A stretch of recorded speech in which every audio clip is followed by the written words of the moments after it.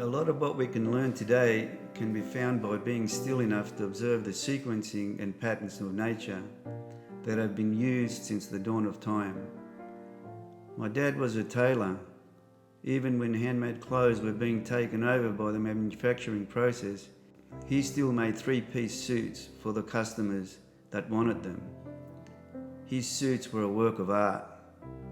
Every detail, like handmade buttonholes, you name it. It was all done with love. This type of background, I feel, has helped me develop as a person. Dad was also very much of a nature boy. He loved nature, he loved the animals, he loved the environment. He knew that we were all connected in some way. Even with recycling, before it became modern, even when we were kids, we recycled everything: water, kitchen scraps, you name it. He was pretty well connected to nature because he could make out from the sound of the birds, even on sunny days, that it was going to rain. And he was always right.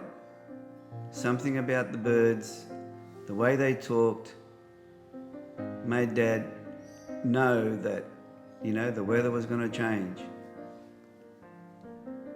So there's a connection with his heart that taught him how to listen to science that we seem to have forgotten in this modern world. Unconsciously, maybe I began to craft my own life into a creative journey of learning and discovery to become a student not only of osteopathy but of life, humanity and healing. Osteopathy, according to his founder, Andrew Taylor Still, was a gift to humanity. He saw osteopathy as a humanitarian science. In a way, I guess this commitment led me to inquire into what it was that allowed health and healing to unfold in every individual, rather than being forced upon a human mechanism, a force from outside in. There was a point I came to where I really began to struggle with how much connectivity we'd lost as humans. This actually led me to a quite deep period of grief. I felt that we as humans had lost so much connectivity with nature. I'd really love to be able to do what Dad did, listen to the birds and know what the weather was going to be like. That's the connection I'm talking about. And that's the connection that we have not only with nature but with each other as human beings. So this loss was a big lament for me during these periods when I was starting to understand what osteopathy was. I realised I had lost so much of this interweaving that allows us humans to relate not only to each other but to be still and observant enough to hear the messages from our natural world. I had to become still enough to listen myself.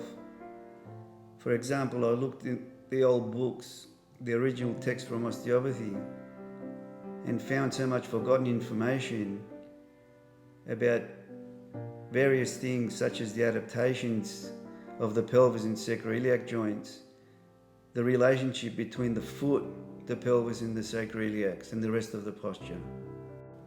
This time allowed me to find cranial osteopathy, and I began the journey towards stillness. I had to become the silent observer, something that I'm still working on. It doesn't come easy, it comes with hard work. We have to be honest with ourselves in order to be able to achieve it. When I discovered the cranial work, I realised I had it backwards, that we don't have to look for problems and dysfunctions. We don't have to find those and go and fix them, but instead the true art is to listen to the patient's body. The patient's body has an intelligence that is greater than our mind's intelligence, and that is a humbling fact. Everybody has a story, and we need to listen to that story. And the way to do that is to respect people and to listen to their bodies. So when I discovered prokinetic insoles, out of the need to deal with my own pain, I found that this product was really aligned with my philosophy. Just like healing through observation and stillness, the prokinetics made the greatest changes by imparting the smallest of signals. Unlike most foot orthotics, prokinetics insoles are not rigid. There's nothing rigid in nature. Even bones are not rigid. Rigid inserts force the problems from the foot to go somewhere else. Prokinetics insoles work with function. They work in harmony with the body. Prokinetics insoles work with the nervous system by enhancing and supporting the rich network of messaging from the brain to the foot, thereby mirroring in a way what I observed happening in nature and in the nature of the human body. Prokinetics insoles work with the body to enhance the function of proprioception, not to deter it, not to block it.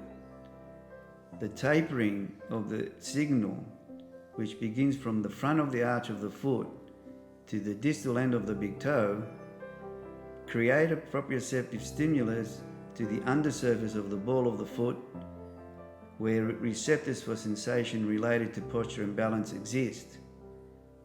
They also stimulate the receptors in the skin, which also have an effect on posture. So the mission of Prokinetics in Australia works on the same principles of mirroring nature, growing together and ultimately learning and sharing who we truly are.